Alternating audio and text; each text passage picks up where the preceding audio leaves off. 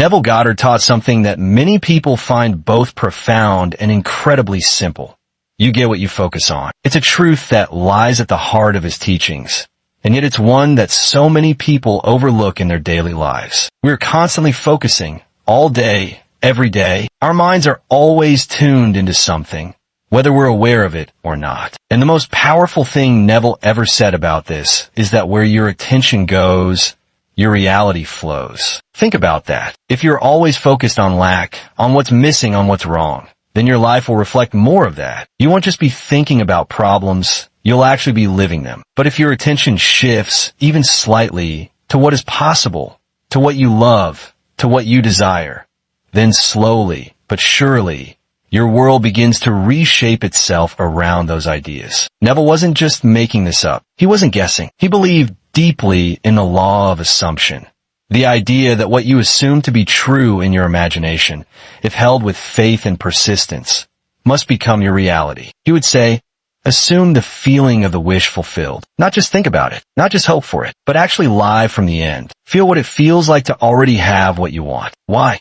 Because your subconscious mind doesn't know the difference between what's real and what's vividly imagined. It responds to the feeling, not the facts. So when you focus on something, truly focus with your heart and emotions involved, you are planting a seed in the fertile soil of your subconscious. And that seed, over time, grows into your experience. This is why Neville put so much emphasis on imagination. He believed imagination was not just some playful activity of the mind. It was God in action. He would say, imagination creates reality. And that means you are always creating whether you mean to or not. The question is, are you creating what you want? Or are you creating from fear, worry, and doubt? Because either way, you are creating. Focus is the steering wheel. It decides where your energy goes, and energy is what brings your inner world into form. When you wake up in the morning and immediately focus on your to-do list, your bills, your worries, what are you telling your mind?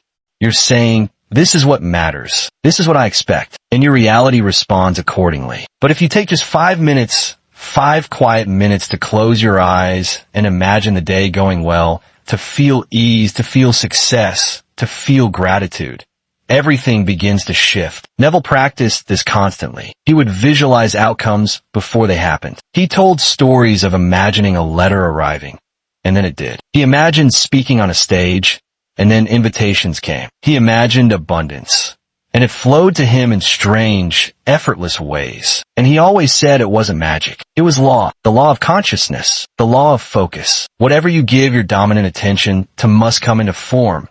Not because the world changes, but because your awareness changes. And when you change your awareness, you enter a new state. Neville called these states of consciousness. Every possible version of you already exists. The successful you, the confident you, the healed you, the loving you. Your job is not to create that version from scratch, but to align with it. And how do you align with it?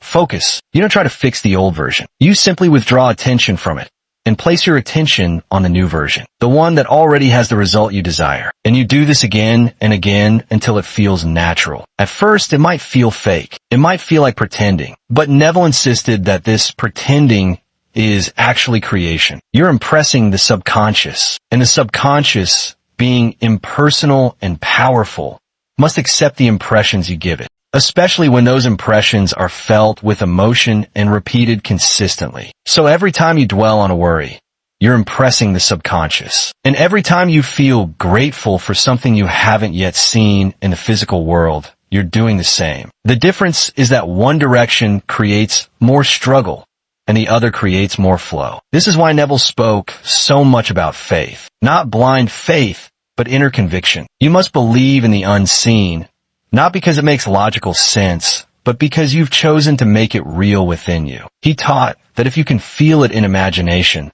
it is already real. The outer world is simply catching up. So ask yourself today, what am I focusing on, really?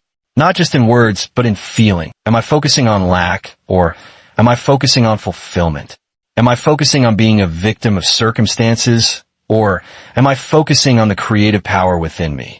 Neville would say, dare to believe in the reality of your assumption and watch the world rearrange itself. That takes courage. It takes practice. But the more you do it, the more you'll see proof. Maybe small at first, a chance encounter, a little opportunity, a feeling of relief, but it grows. Because whatever you water with focus grows. So today, take a few minutes. Get quiet. Imagine the life you want, not as a dream far off in the future, but as something happening now. See it, hear it, feel it, and then go about your day knowing that something has shifted. Because once you change your focus, everything changes. Not all at once, but steadily, with certainty. This is the core of Neville Goddard's message. You get what you focus on, because what you focus on becomes your state, and your state determines your world. Start now. Assume the best. Focus with intention, and watch what happens. Neville Goddard's most powerful principle wasn't just that you get what you focus on.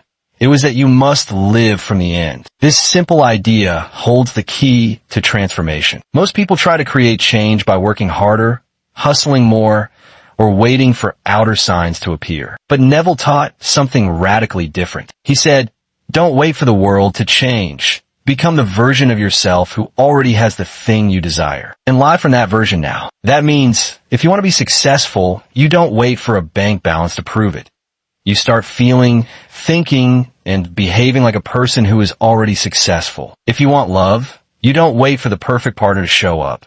You begin to feel the love within you, radiate it, and walk in the world as someone who is already cherished and chosen. Because everything begins inside. That's where your power is. Neville said that the world is yourself pushed out, meaning that what you assume about life, about yourself, and about others gets mirrored back to you in the form of people, situations, and experiences. So when you live from the end, you're not forcing anything.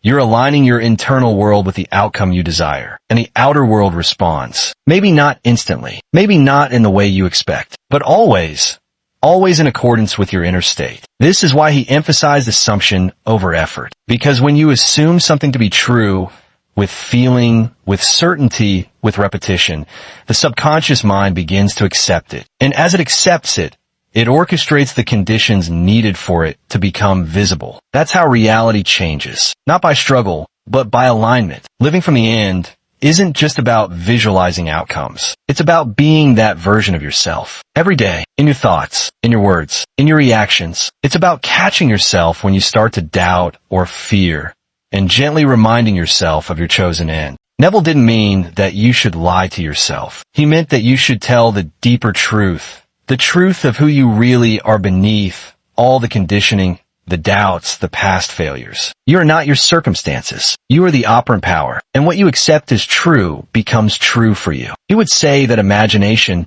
is the only reality. Why? Because your imagination determines your state, and your state is the cause of everything. If you can hold an idea in your imagination long enough and deeply enough, it must manifest. That's the law. Think of your imagination like a rehearsal space. It's where you try on new states, where you create from pure potential. When you imagine the end, the result already accomplished, and feel its truth, you are collapsing the gap between desire and fulfillment. You are no longer chasing something. You're being it. You're no longer asking, when will it happen? Because you are living as though it already has. That's the secret. Neville used to say, claim it, assume it, occupy it. And when you do, something shifts. You carry yourself differently. You make different choices. You speak with a different energy. You begin to live in alignment with your vision. And as you do, the world begins to bend in your favor. New people show up. Opportunities appear. Circumstances change. And it doesn't always happen through logic. Often, it happens in ways you never could have predicted, because you are not doing the work alone. The subconscious, which Neville saw as divine, does the heavy lifting. Your job is to plant the seed, to remain faithful to the end, and to not dig it up with doubt. Think about how many times you've had a dream or desire, only to sabotage it with negative focus. That's because you were living from the old state. But now you have a new path. Living from the end gives you freedom. You don't have to wait for permission. You don't have to prove anything to anyone. You simply decide, this is who I am. And you begin to show up that way again and again, until life can't help but reflect it. Neville often said that persistence is the key. It's not about forcing the outer world. It's about staying loyal to your vision, no matter what the current reality looks like. The moment you stop looking to the outside world for confirmation and start trusting your inner assumption, is the moment your power returns. You're no longer a reactor. You become a creator. The difference is massive. Living from the end feels different. It feels like peace, like clarity, like trust. You may not know how it's going to happen, but you're no longer stressed about it. You're anchored in the feeling of it already being done. And from that space, your actions become inspired. You don't sit around waiting. You move when it feels right. You say yes to what aligns. You say no to what doesn't. And it's all coming from a place of inner authority. That's what Neville taught. That's what he lived. And the more you embody this, the more natural it becomes. So today, ask yourself, what is the end I desire? And who is the version of me that already has it? Get clear. Feel it. Step into it. Let that version guide your day. And when doubts come up, as they always do, don't fight them. Just return to your end, again and again. Because every time you do, you are reinforcing your new state. And over time, it becomes who you are, not a wish, not a hope, but a lived reality. That's the power of living from the end. It's not just a technique. It's a new way of being, a new identity, one that reflects your truest, highest self. Neville said the key to all transformation is assumption. So assume the best. Assume it's done and walk through life as if it's already yours, because in truth, it is. Faith, that one word, simple and quiet, sits at the center of everything Neville Goddard ever taught. Not faith as in religion or blind hope, but faith as an inner knowing. The unwavering belief in the unseen, the conviction that what you focus on, what you feel, what you live internally, must eventually materialize externally. Neville's work wasn't about wishful thinking. It was about spiritual law, immutable, dependable, and precise. He taught that everything begins with assumption, the act. A woman who imagined her estranged daughter returning home. A man who pictured getting a job he had no qualifications for. Another who imagined financial relief, and checks began arriving. And each story, no matter how miraculous it sounded, pointed back to one principle.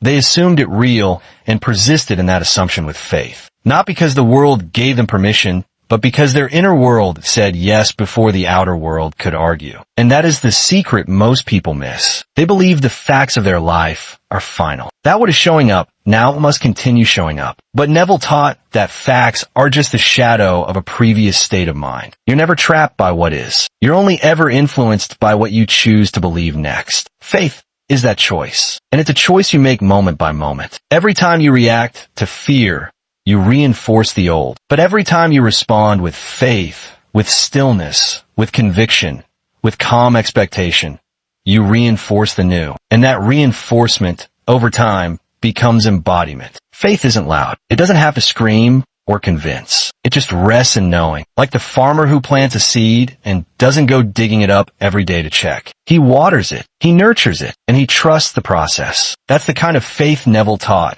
The faith that says, it is done. Not because I saw it with my eyes, but because I felt it in my soul. He used to say, your assumption, though false, if persisted in, will harden into fact. That means you don't wait until your feelings match your circumstances. You let your feelings lead. You let your imagination guide you. And you choose to live in that unseen reality until it becomes seen. Faith is the invisible bridge between imagination and manifestation. You don't know how long it will take. You don't need to. You don't know what paths it will follow. That's not your concern. Your concern is staying faithful to the end you've imagined. Because the end is what matters. Neville said, the end justifies the means. Once the end is clear and held with faith, the means will arrive. Events will shift. People will play their parts. Circumstances will align. Not because you force them, but because you aligned with the frequency of your vision. Faith is frequency. It is the vibration of the fulfilled desire. And when you carry that vibration,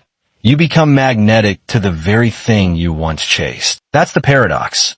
Faith doesn't chase. It allows. It attracts. It opens the door instead of banging on it. And life responds to that opening with grace. But here's where most people falter. They give up too soon. They start with faith, but when nothing happens in a day, a week, a month, they start to doubt. And that doubt pulls them back into the old state. But Neville urged persistence. He said, a change of feeling is a change of destiny. You don't have to move mountains in the physical world. You just have to move the mountain of your own disbelief. You do it gently, steadily, daily. Not with pressure, but with presence. By bringing your mind back to the vision. By returning to the feeling. Again and again. Until it becomes home. Until it becomes natural. Until you no longer have to try to believe. Because belief is who you are. That's real faith. It's not built in one moment. It's built over time. Through choice. Through repetition.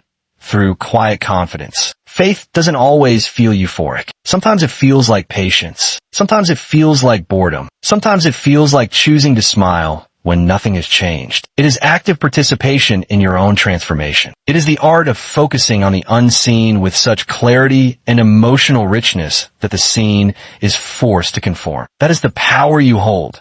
Not tomorrow, not when things look better, but now, in this moment, with the next thought you choose, with the next image you accept, with the next feeling you embody. That's how it is.